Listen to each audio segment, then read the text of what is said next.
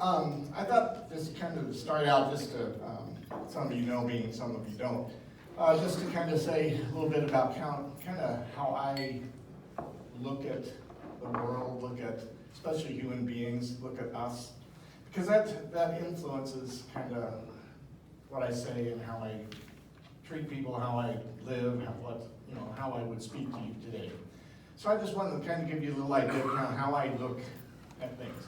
I do counseling, as many of you know, and I've been doing this since, I think I got my license in '94. So I've been doing that quite a while. And I'm so grateful for that opportunity to do that kind of work. Because over the years, in doing that work, I have heard lots of stories. I've heard lots of people's stories. And when people come to counseling, it's a place where they come quite often because things are really bad, right? And when things are kind of really bad, there's no pretense. They tell you kind of what is in there. So I hear kind of what is in there from a lot of people. And I find that real precious that people would share that with me. And what I've learned in doing that work over these years is that the human story is the same. It's the same story. Different details, different, locations, different, whatever. But it's the same story. People are struggling with the same things. They have the same hopes and dreams. They have the same conflicts. They have the same, you name it. And what that has helped me with is that to look at others not as different. It has helped me to kind of look beyond just kind of the facades, look beyond those roles that people play, look beyond what people just put out there for the world to see. I can kind of assume that there's something else behind that. And what's behind that is kind of the same as what's behind my facade that I put up there. So for me, that's been a very important gift that life has given me, to be able to understand that, to see that. And so that it helps me when I'm dealing with people. When I'm dealing with Joe Blow, who has all kinds of strange ideas different than mine, I know from my experience that behind that, he's the same as me. So that's given me a lot of peace in working with people. It has helped me kind of to invite people in. It's helped me to kind of invite them in to listen and to help them know that I can understand that. And when they know that I understand what's behind just the front, then they're more willing to allow me to help. So that's kind of, that's a pretty important part of me that I wanted you to know, is how I kind of approach life or approach people. And I just hold that as true. And so when I come to a setting like this, that's how I speak about things. What I try to say, what I'm going to be saying about this, is, I'm hoping, speaks to what is the same in all of us, our common experience of life, whatever the topic is. So hopefully that's my intention, that's my effort, that's what I try to do. Sometimes I get that done and sometimes I don't. But that is kind of how I approach this. And when I kind of extend that to in the realm of spirituality, for me that is very much a part of my spirituality, precious blood spirituality, I believe, that we are the same, that we're in this together. That the spirituality, the blood of Christ flows through each of us.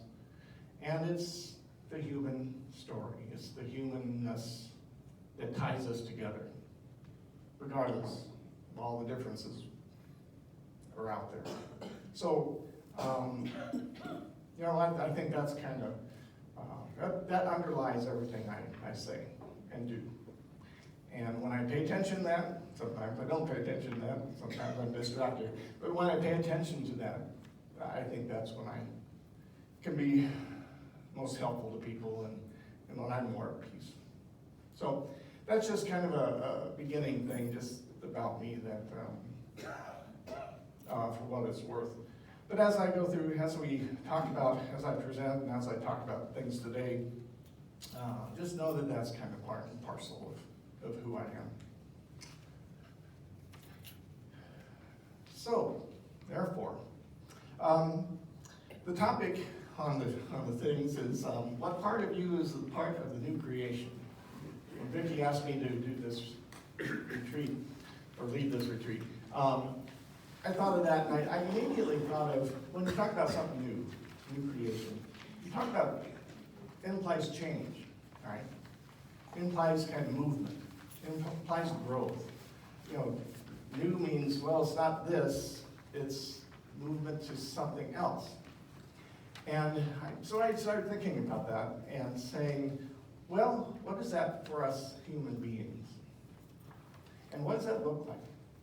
What helps with that? What's the obstacles to that? So I've kind of went through scripture in your booklets. There's numbers of scriptures in there. Vicki was good to type a lot of those out in case you don't have your Bible. But those are scriptures for reflection. I invite you to reflect on those whenever during breaks especially.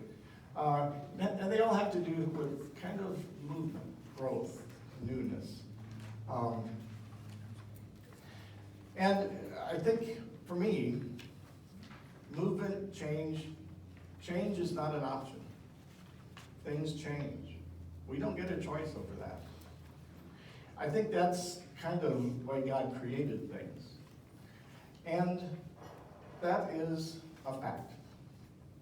Now, we don't get a choice over that. What we do get a choice over, however, is how we maneuver with that, what we think about that, how we imagine that, what we do with that.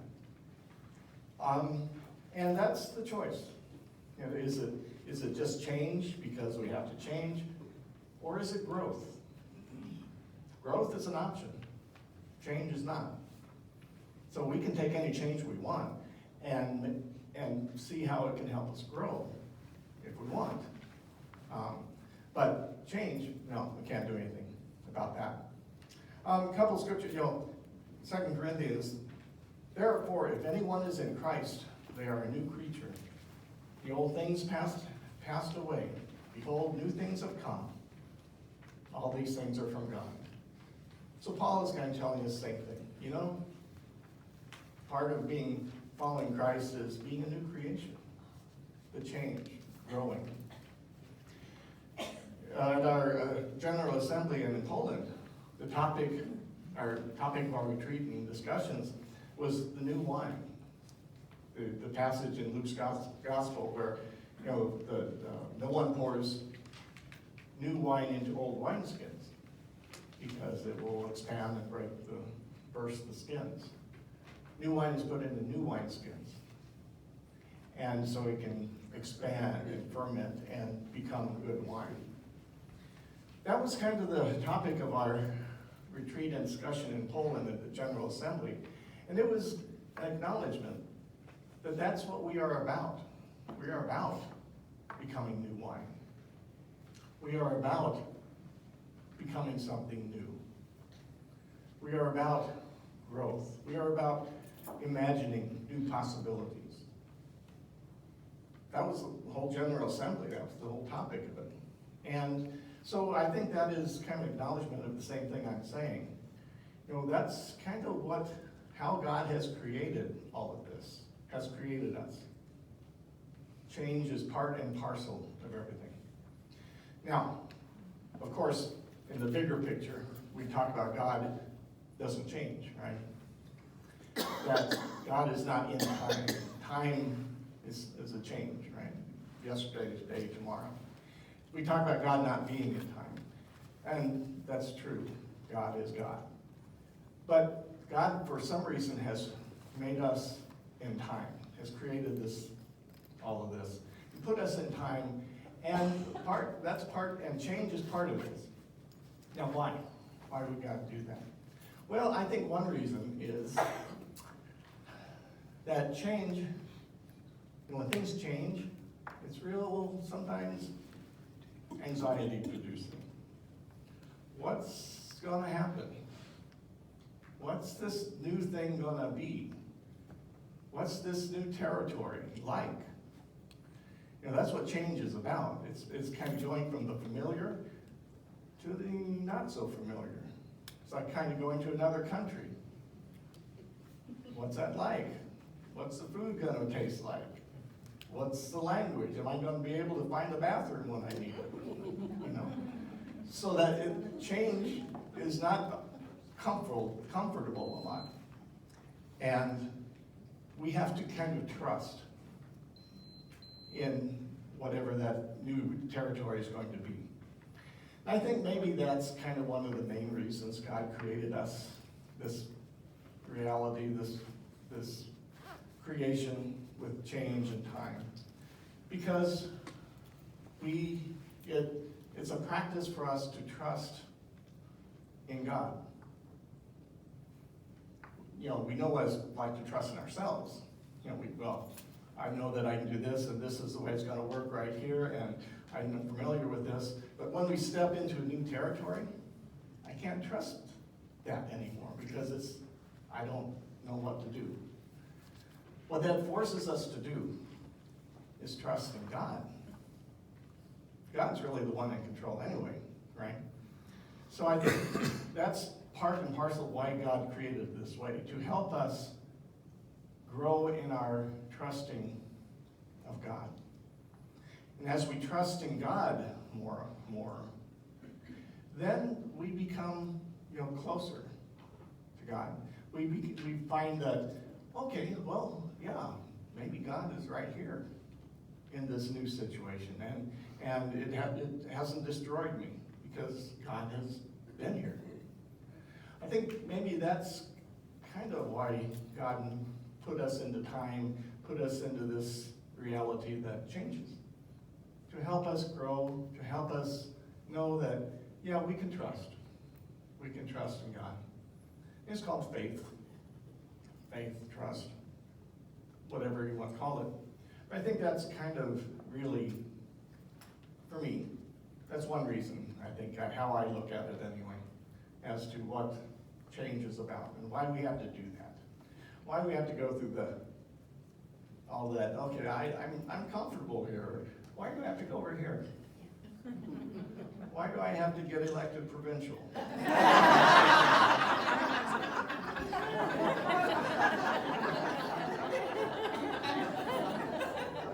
I'll spend a lot of time figuring that one out. But yes, letting go of our securities, our comfortableness, and going where we're called. Now again, change is not an option, right? Life forces us to change. We get older. We can't stop aging, right? You get more aches and pains, and you can't not do that. Now, what do you do with it then becomes the question. So, that's kind of, the more we cooperate, I think, with this process, cooperate with this reality that God has put us in, the more peaceful we are. The more able we are to live genuinely. The more able we are to cooperate with the reality around us, others around us. If we're fighting it, then we're going to go kicking and screaming into the changes that life throws at us. But if we kind of practice that idea of, okay, well, this is kind of how it works, and I'm going to trust that I can do this and that I'm in this new place. And then I find out, okay, yeah, I didn't get destroyed. Maybe God is there somewhere.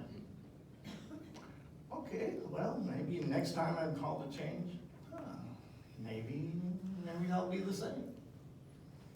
Who knows? Change is the norm. Constancy, non-change is an illusion. You know, we think we have tomorrow planned, right? Everybody got a plan for tomorrow? I do. I plan to be here speaking in front of you. Now, will that happen? I don't know. The semi might run me off the road. As one of our members happened to one of our members. I don't, whatever, there's millions of things that could happen between now and tomorrow. But we have this illusion that we've got it all under control, right? So here's the schedule, here's the meeting, this is what I'm gonna do, my alarm's set for 6 o'clock, or whatever. Well, that's an illusion. Helps us feel better, helps us think we're in control. But when the alarm doesn't go off because the power went out, or when I have a flat tire when I'm supposed to be at a meeting, or when I forget my notes for my talk and I don't know what I'm gonna say, or whatever happens, then what? Well, okay, then we kind of make do, we do what we can. But to know that it's really not us in control, God is. I think that's faith, and it's not something that goes wrong. We often think that, right? Something went wrong. It shouldn't have happened that way, because I had it planned this way. Well, change happens. And that's, if we believe that, if we really believe that that's wrong, we're basically saying, well, God's wrong for making that happen, or letting that happen. There's something wrong with this reality. There's something wrong with me. There's something wrong with you. There's something wrong with the world. If that's what we believe, boy, pretty hard to be happy with that, isn't it? Pretty hard to be at peace with that idea. You're not going to be. So it's, we have to kind of figure out how to kind of make peace with that, all that stuff. The changes that are good, we like the changes that are good. You win the lottery, wow, great. You stub your toe, not so great. So, good, bad. We kind of separate all the things that happen into good or bad, those changes. Well, okay. In reality, there's change. There's things we call good, there's things we call bad. But, we don't get a choice over those. They happen. And how do we kind of come to a realization that this is all part and parcel of this reality?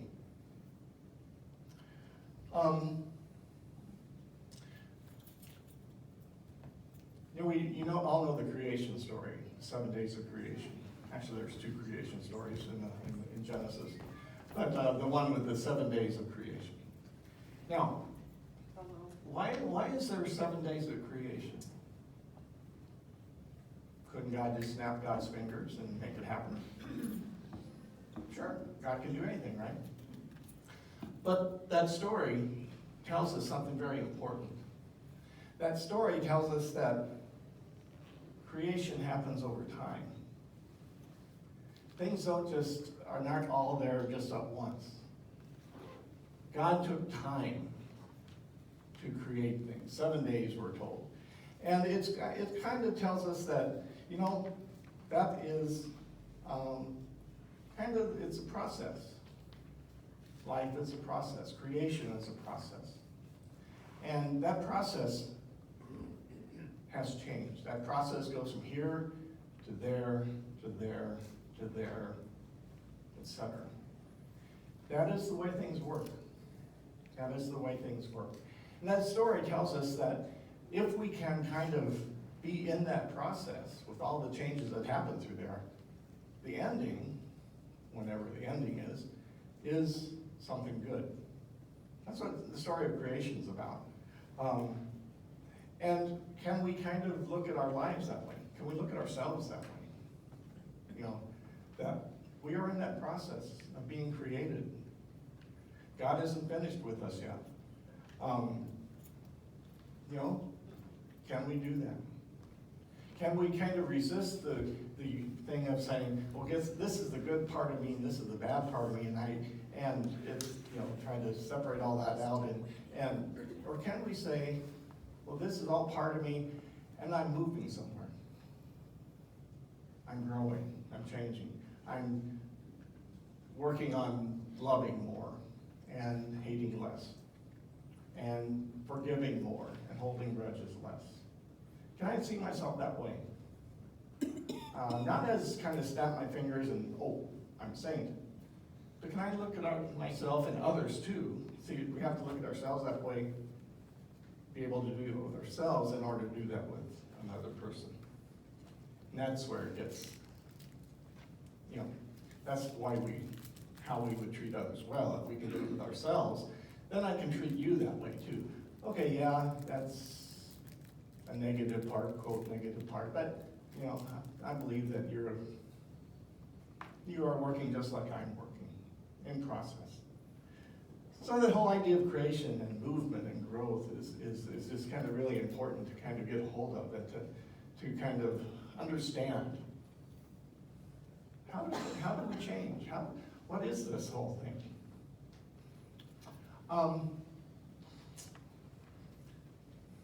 I'm going to use, I know that this is, you can't see this real well from way back there, but I was at a retreat one time with Greg Camilla, one of our members, used to be from the Pacific province, and I've always held on to this image.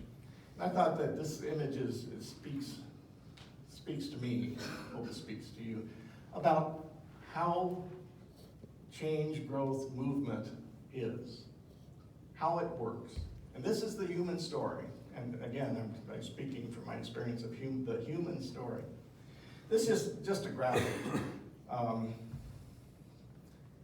And it goes like this. All right. Here we are. We're going along as usual. Things are fine, things are normal, comfortable, great, familiar, right? As we try to make our lives all the time. But life throws stuff at us and throws wrenches into the works all the time, right? So it gets here and boom, a wrench gets thrown into the works. Now this is the story of any story, but if you think of the Israelites coming out of Egypt, right? I'll use that as an example, and then we put our own stories in here.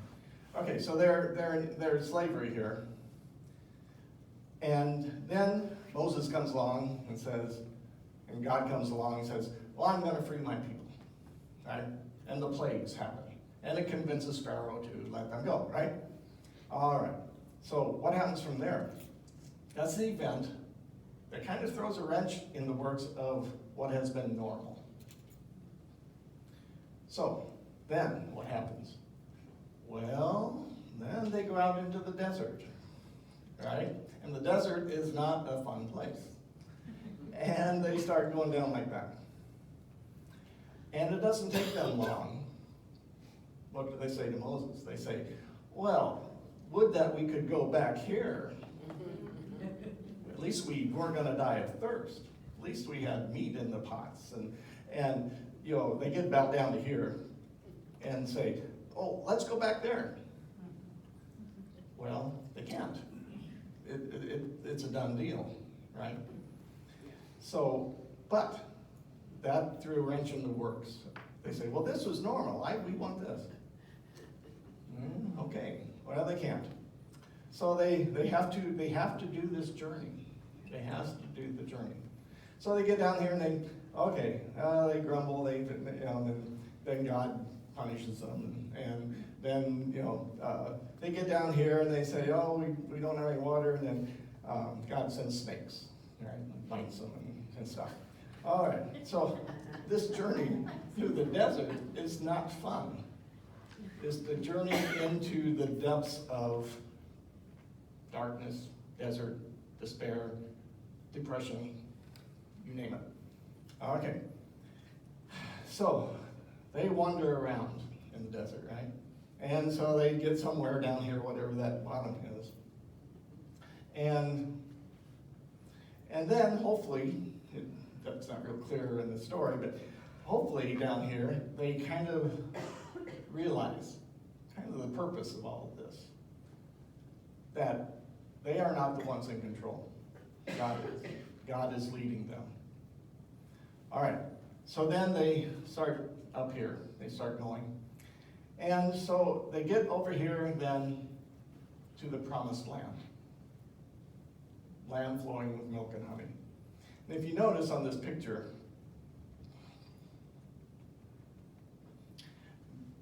this is a different place. It's not the same level, it's a different place. It's not totally different, but it's a different place. Because they're still human beings, they're still gonna have their own whatever. But God has led them through here, over to here, the promised land. Now that, for the Israelites, that's what they did. And we could put more details on it and flesh it out more if we wanted. But this is our story. It's your story, my story. Okay. That is what happens when life throws a wrench into the works for us. I come down with a cold or cancer or whatever it is. Okay, well, it's not going to be normal life anymore. I'm going to do something different. And I don't like it. I don't like the difference because what's going to happen? New territory. So we start often down here, and we don't know what to do with it. We don't know how to operate. We don't know what to do in the desert. We don't know how to get water, food.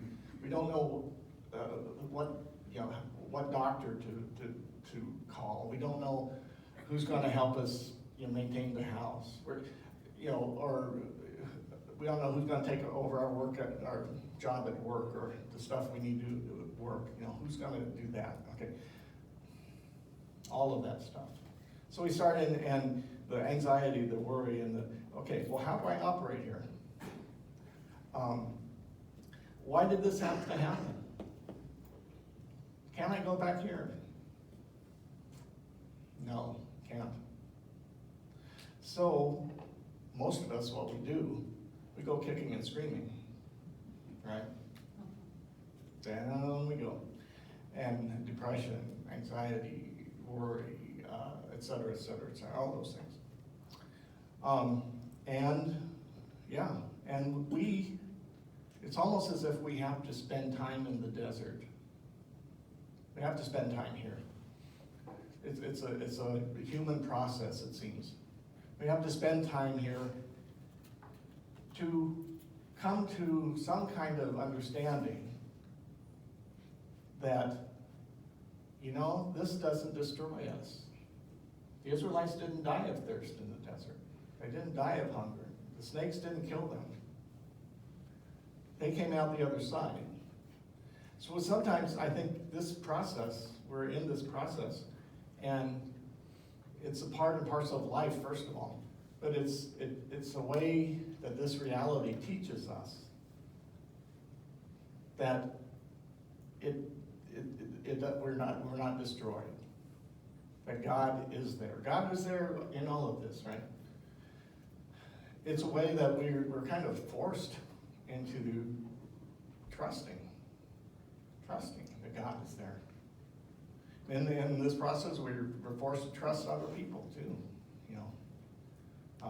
People that's going to be there for us, even though we might not know they're going to be there or believe. So it's almost as if we have to spend time in the desert. This changing event forces us to spend time in the desert. And in that desert, we can come to a realization that God is working with us, that God is somehow involved. And when we do that, when we kind of, in whatever way it works with each one of us, we kind of come to a different place. We come to a different place. A place of trust, maybe a place of peace, a place of, maybe, okay, I believe. Now, the situation, whatever this is, may not have changed. I may still have the illness or cancer or whatever it is that this thing was. But I've come to hear, and that is the point. That is, I think, is what this whole process is to teach us. People come to me in counseling all the time with something's happening. Okay, couple comes, marriage problems, had an affair, one of them had an affair. Okay, holy cow. Okay, down to the depths of relationship, where all of this crap comes out. And that has to happen. That has to happen. And now, there's a choice. There's a choice. What do you do with all that? You don't have to come up here. You don't have to come to a new place. Maybe eventually you do, but maybe not. Not in that particular relationship. People get divorced all the time. But what can happen in here is to deal with all the anxiety, fear, mistrust, all this, and then come here with a stronger relationship. It's possible. But nobody wants to go through this.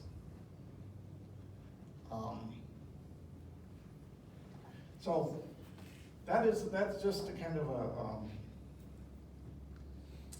a picture that, if it's helpful, great. It's my idea of kind of how it works, whether we want it to work that way or not.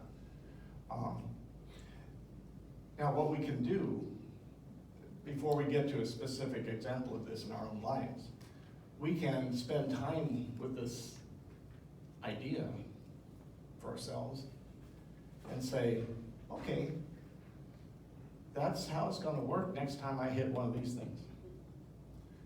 And we can kind of prepare, we can kind of practice, kind of saying, okay, let me see if I can hold on to the trust and faith even in this. And maybe it might not be as awful, but we can't get around it.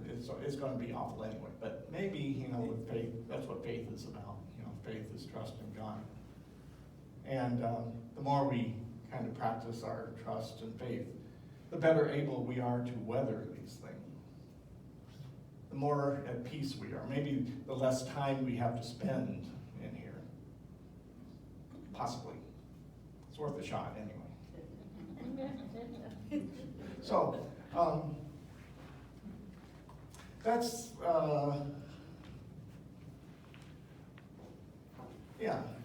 as I was thinking change, new creation, where we're going, what is going to be with all the,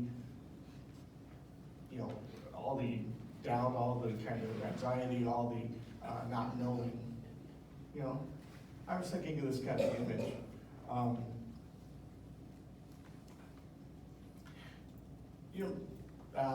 God's working with us. We're all in process, right? At creation story, God in 7 days. Some people say, well, God created everything.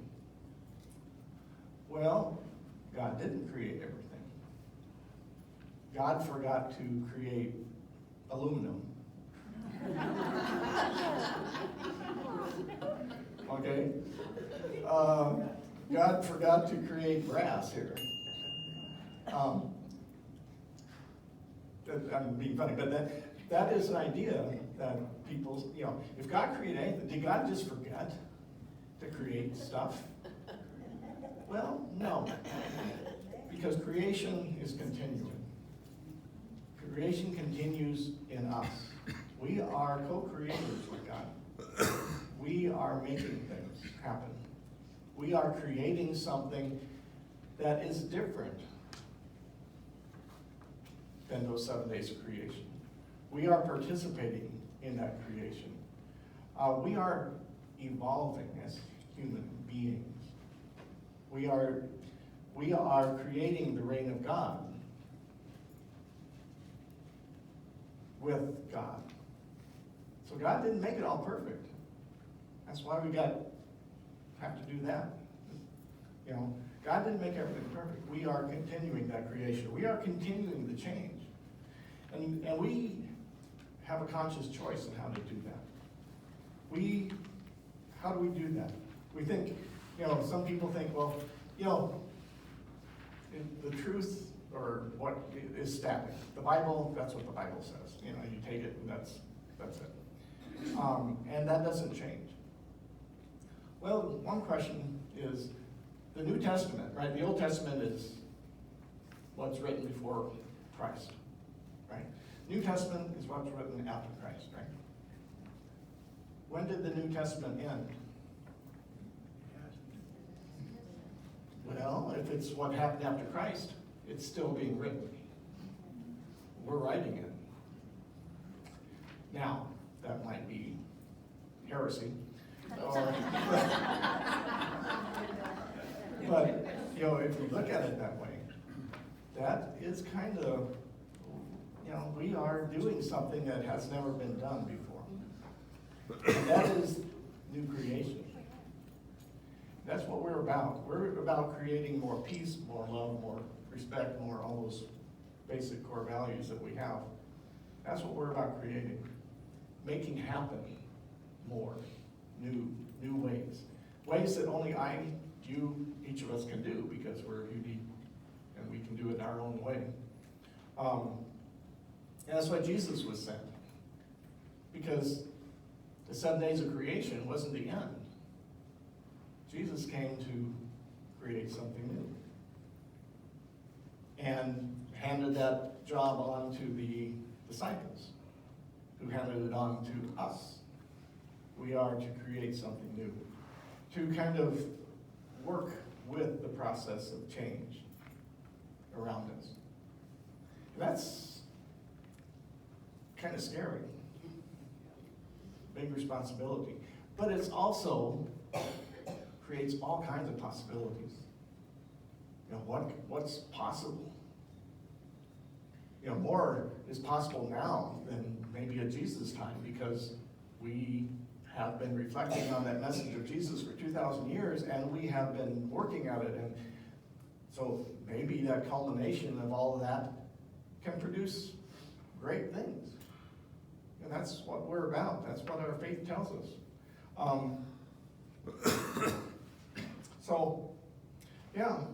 That's, again, I'm just again, get back to why I was thinking of change and growth and process, is because that's what we deal with every day. And we can deal with it in a way that says, kind of a practical way, and kind of, okay, I gotta deal with that mess.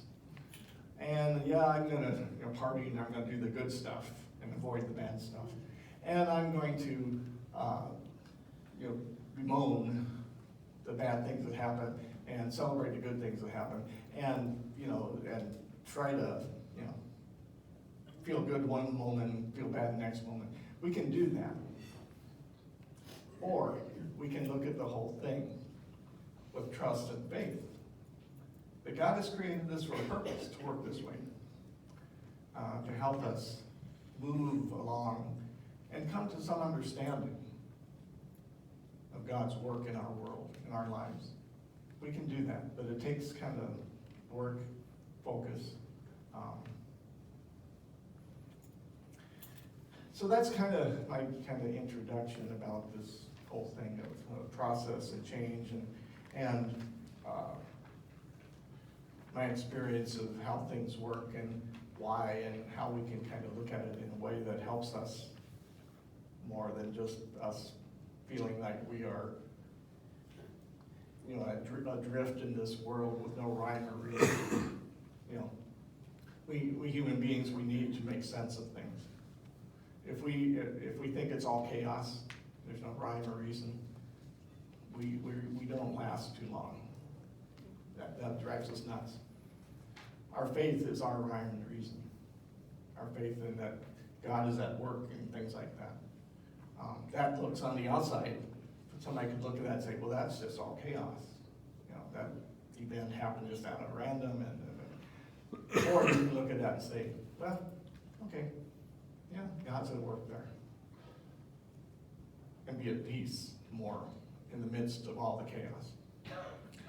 And if we can be at peace in the midst of chaos, then we are better able to make choices of being loving people in the midst of chaos, and not just do knee-jerk reactions and not just, that kind of stuff. So if we can be settled and at peace, we're more able to make good choices of being loving people. So that's really important.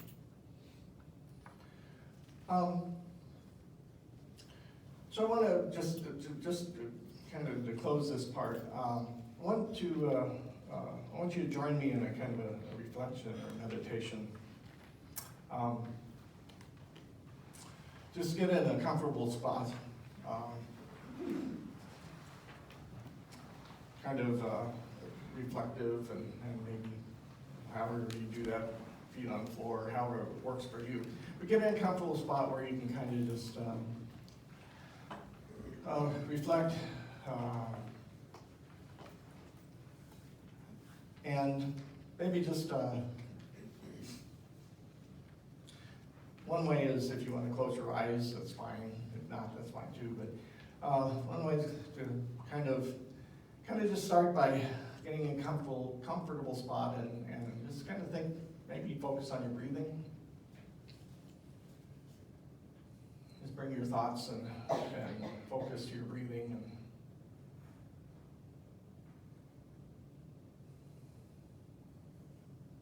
And just notice the air, going in and letting it out again.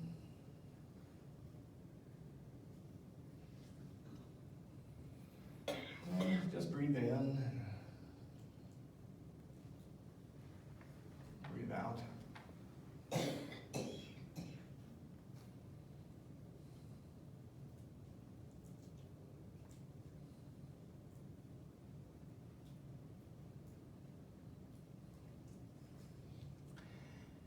And then just invite you to kind of imagine. Go back in time, imagine all the things that had to be in place for you to be here today.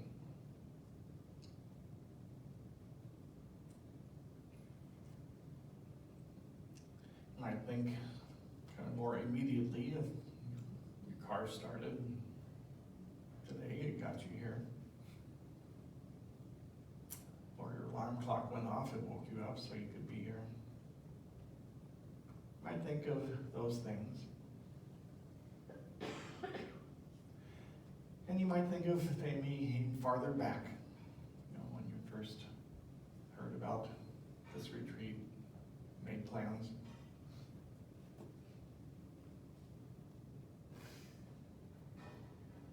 And then kind of think farther back. Maybe think back to your parents, their decision to have a child or to give birth, which was you. That decision that had to be made or that it had to happen for you to be here today.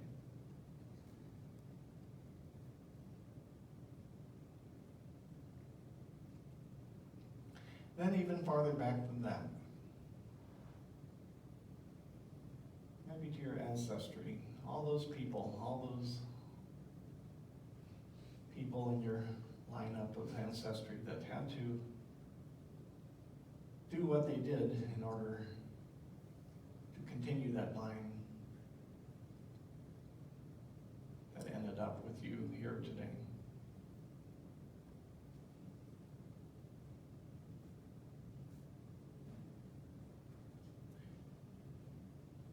And think of all the decisions that had to be made by people.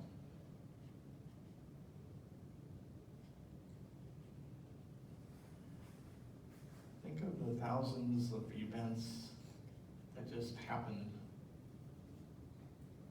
that made it so that all those things that had to fall in place that made it so that we're here today.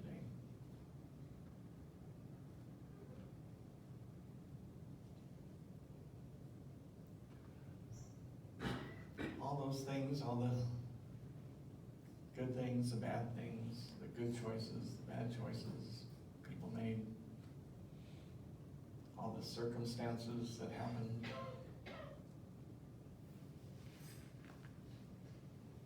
all the millions of things that had to be in place, had to fall exactly into place for you to be here today.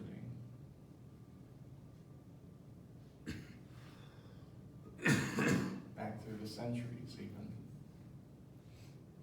The chain of events.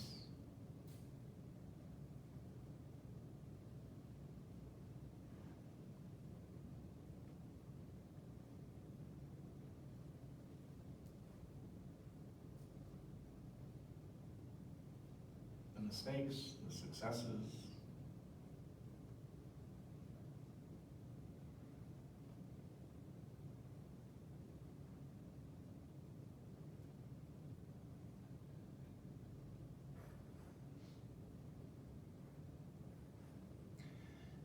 Now imagine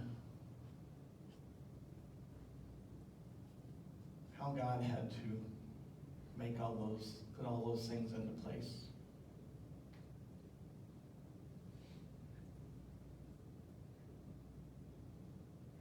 With the result, one result, that you are here today.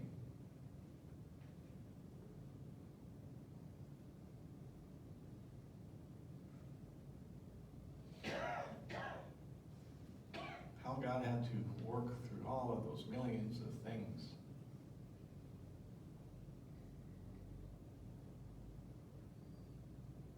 The good, the bad, the ugly.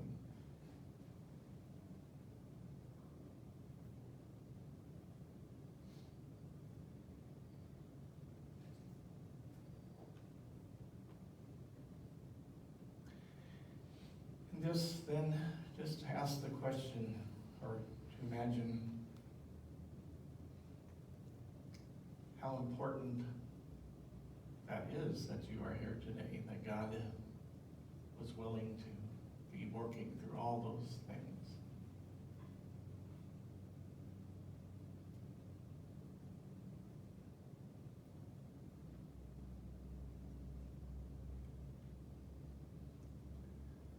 And it must be very important that the result of all those things is you being here.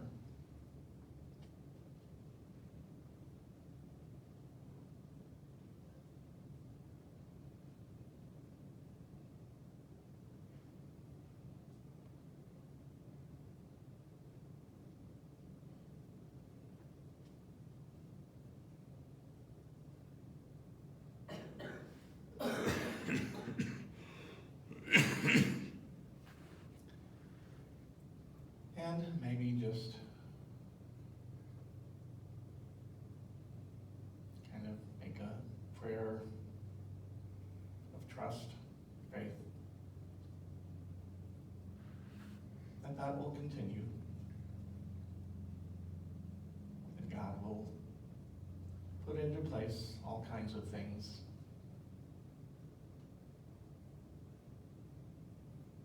to get where God wants you to be tomorrow, next week, next year.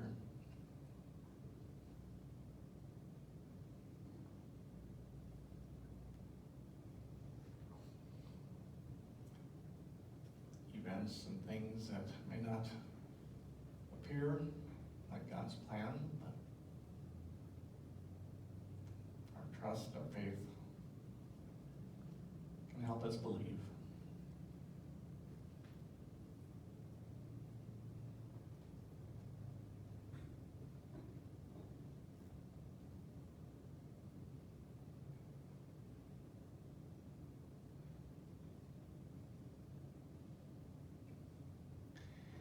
And we just thank God for bringing us here.